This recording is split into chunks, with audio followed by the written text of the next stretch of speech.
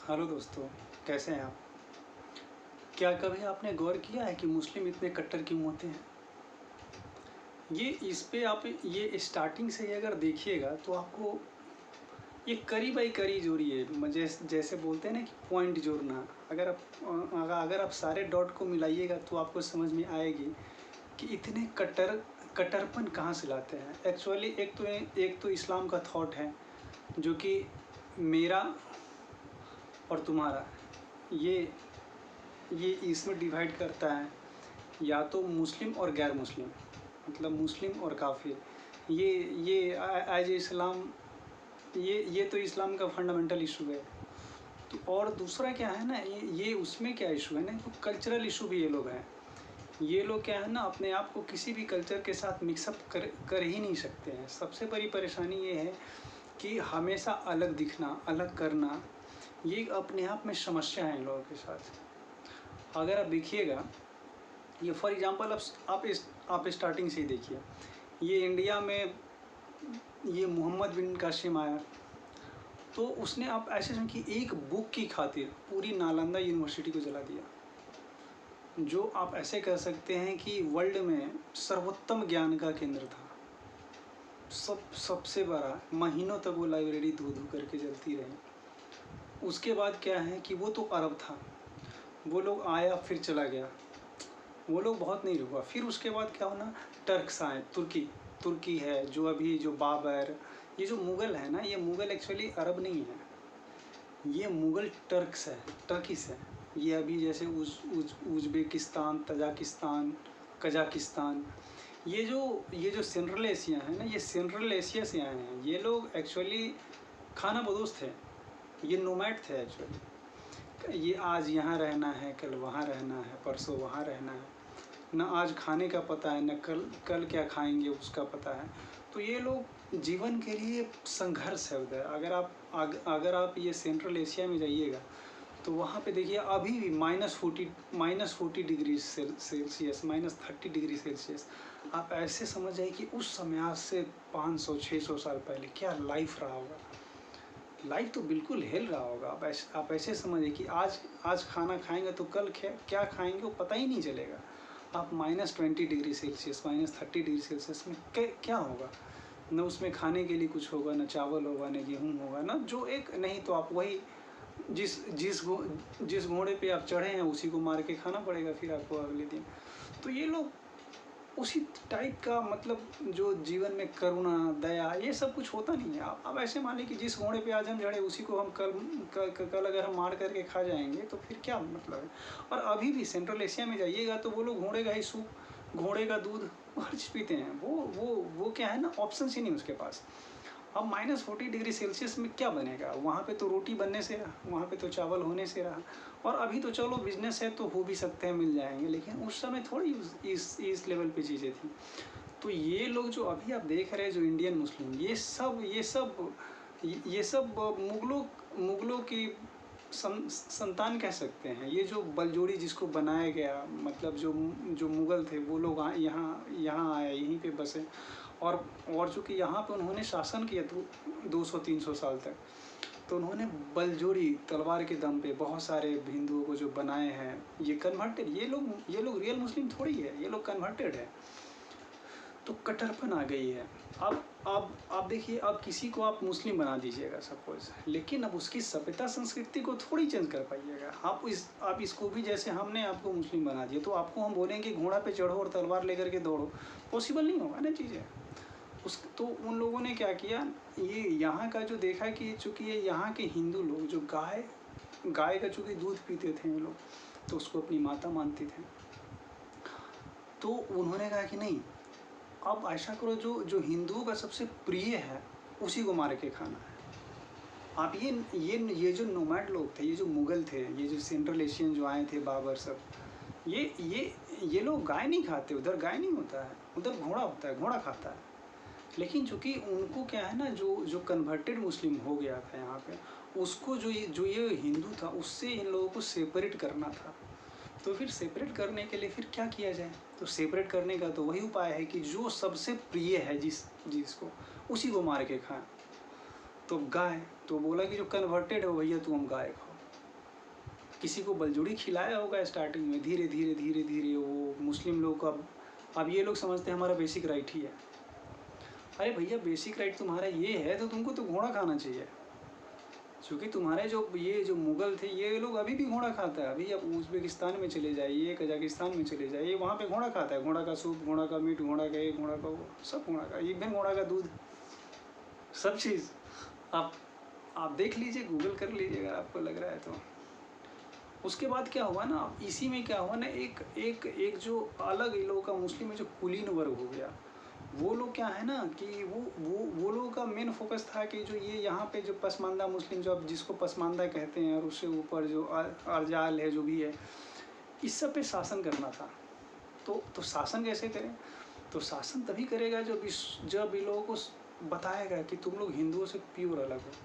तो ऊंचा पैजामा, बड़ी दाढ़ी, ऊंचा पैजामा, समझ रहे हैं ना? वो मतलब जो आपकी ज़रूरत है उससे छोटा पैजामा आपको मिलेगा। मतलब आप बड़े छोटे भाई के जो पैजामा वो बड़े भाई को पहना दो, ये परिस्थिति है, ऊंचा पैजामा है।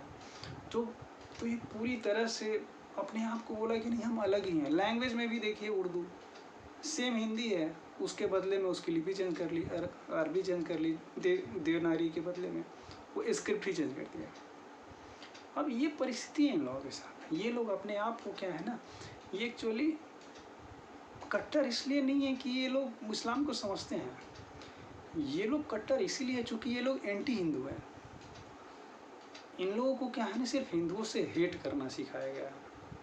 अभी आप देख लीजिए, हिंदुओं को जितने पूजनीय जगह हैं, जो आप देखिए, जैसे आप यहाँ पे मथुरा में चले जाइए, जो भगवान श्री कृष्ण की जन्मभूमि है, वहाँ पे मस्जिद बना दिया, ईदगाह बना दिया, जस्ट मंदिर को तोड़ करके।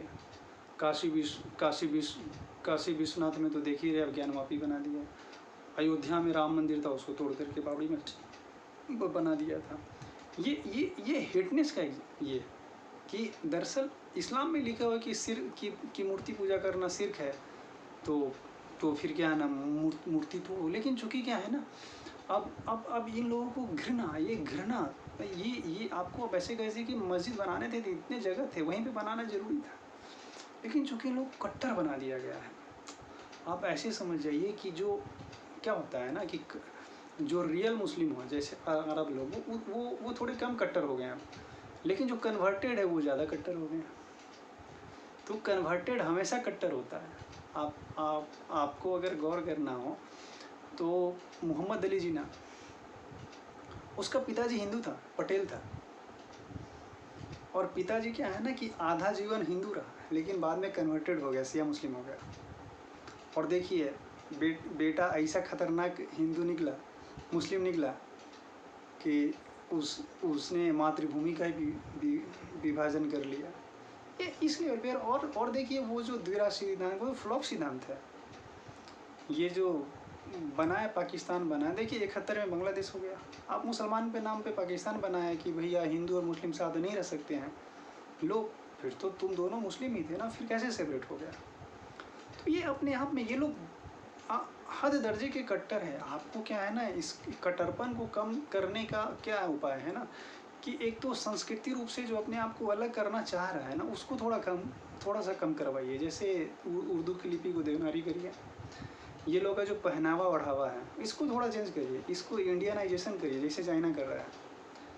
और तीसरा उपाय है ना कि सबसे बेस्ट उपाय क्या है ना, कि इनको अपने पूर्वजों, जो इनके पूर्वज थे, उनकी याद दिलाइए और इन लोगों की घर वापसी कराइए। ये एक सबसे बेस्ट उपाय है। आपको अपने देश में शांति रहना है, इंडिया में, तो इसके सिवा आप कोई ऑप्शंस नहीं है। ये इसके सिवा आप जो समझ रहे हैं कि हम ये समझा लेंगे, नहीं, ये कट्टर है, कट्टर।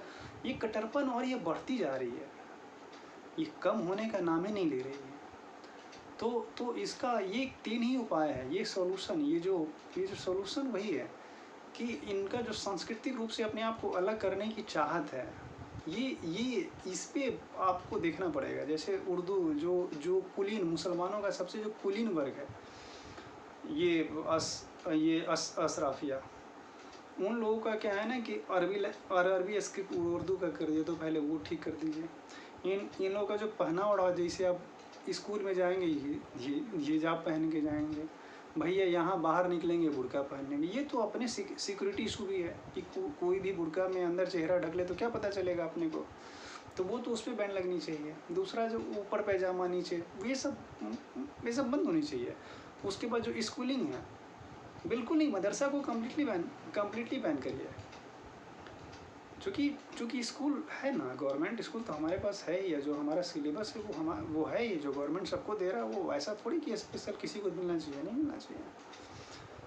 तो ये सब जो उपाय आप करिएगा तो बहुत हद तक आप, और सबसे बेस्ट उपाय है कि जो क्या है ना, अपने पूर्वजों, जो आपके पूर्वज थे, आपके पूर्वज भी हिंदू थे। अगर आप क्या है ना, अभी जो अब्दुल्ला है ना, उसका नाम अगर उसकी 10 पीढ़ी को देखिएगा तो वो कोई ना कोई किशन लाल ही मिलेगा आपको।